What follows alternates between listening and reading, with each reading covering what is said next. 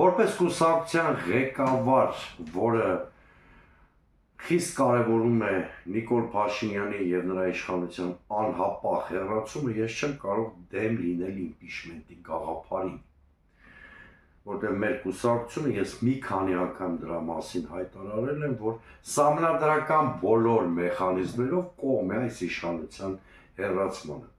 Մյուս կողմից, եթե շատ անկեղծ լինեմ, ես իմպիչմենտը անցանցյալ թեմա եմ համարում։ Այստեղ գլխավոր խնդիրն այն է, թե փողոցում մարդ կարող են գեներացնել, թե ոչ։ Միանգամից ասեմ, որ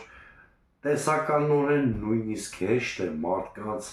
հավաքելը կամ հնարավոր է, հեշտի մասին չի խոսքը, հնարավոր է փողոցում մարդ հավաքելը, եթե հաշվի առնենք Փաշինյանից առկա մեծ դժգոհությունը,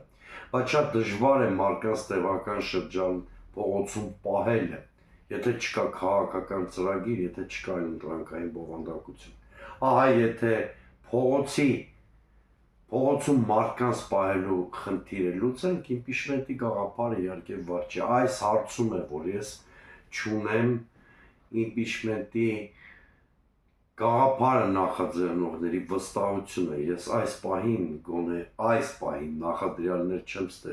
տեսնում, որ շատ ակտիվ փողոց հնարավոր է հավաքել, դա տևական շրջան պահել, որտեղ կրկնում եմ, այլընտրանքային քաղաքական բովանդակություն դեռևս ստեղծված չէ։